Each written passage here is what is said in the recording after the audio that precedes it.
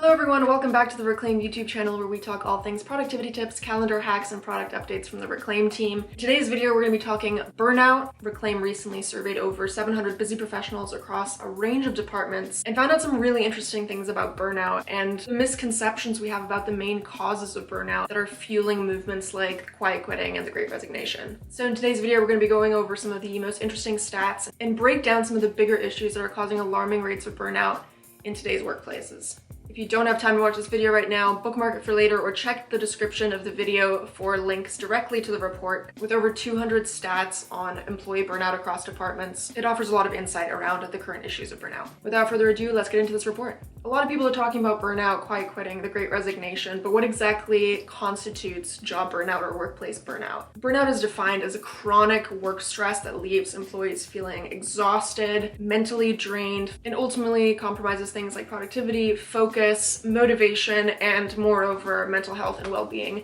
outside of work as well. When a lot of teams started working from home 2 years ago with the start of the pandemic, we saw workloads, meetings, and demand increase for employees that were working from home and a general drop in mental health and well-being. As a result, stress levels have risen, employees are under more pressure, and with movements like the Great Resignation, where a lot of employees left their jobs due to stress, that pressure then falls back even more so on the employees that are left behind. Quiet quitting, another buzzword that's been going around making headlines, is a bit of a misnomer because it doesn't actually have anything to do with quitting at all. Employees who are quiet quitting are stepping away from doing 110% in their positions and focusing more on setting better boundaries at work and protecting their well-being from those consequences of constant stress and pressure. The reality is that a lot of employees are completely overloaded and have unmanageable task loads, way too many meetings, and can't possibly keep up at work to meet those demands. And this is something that the Reclaim survey found across departments. That reality of having just way too much on your plate and not enough time to do it all is something that is very consistent in today's workforce. In fact, the average work week has increased 2.6% since November of 2021 to 45.8 hours a week from 44.6 hours a week, which was already longer than the standard 40-hour work week that full-time employees were working. Our task management report from March found that 78.7% of employees are feeling stressed because they have too much on their plate and simply not enough time in the week to get everything done. This is really concerning then, especially when we consider that meetings are at an all-time high. When you match that with already demanding task loads, it is literally impossible for employees to do it all. The result is that a lot of employees take work home outside of work hours to try and catch up or keep up. 69.3% of employees are working over 40 hours a week. 29.3% of professionals are working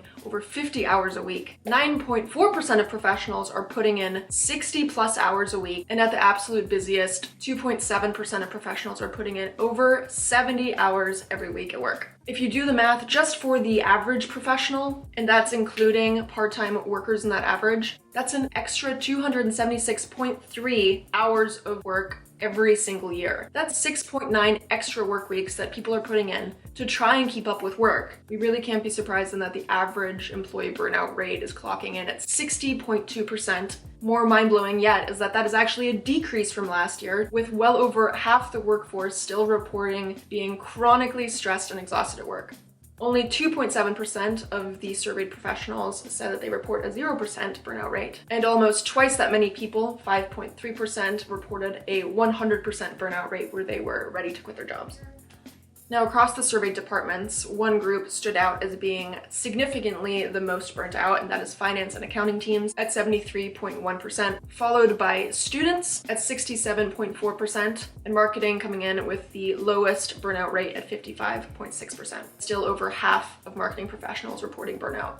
So burnout levels are super high. We already knew this with movements like quiet quitting and the Great Resignation. A lot of people are speaking out about burnout at work. Here's where we get into a really interesting part of the survey, which asked professionals across these departments what their top contributing issues were to burnout. And they might not be exactly what you expect. The number one reported contributing cause to burnout was a lack of time for focused work at 63.4%, which loops in perfectly to the beginning of the report where we talked about average workweek lengths, with employees already putting in extra hours to try and keep up or catch up with their work and simply not having enough time to get everything done.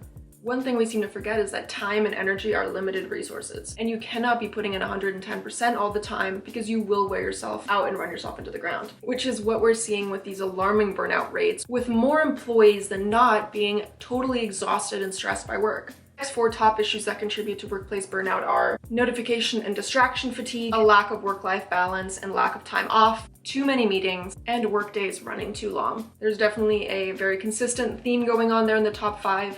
And one thing that's interesting to note is that classic things that people talk about, like not enough pay, not enough career opportunity, don't even come in the top 5 contributing causes. The main issues that people have with burnout are misaligned priorities and not enough time to do everything that's on their plate.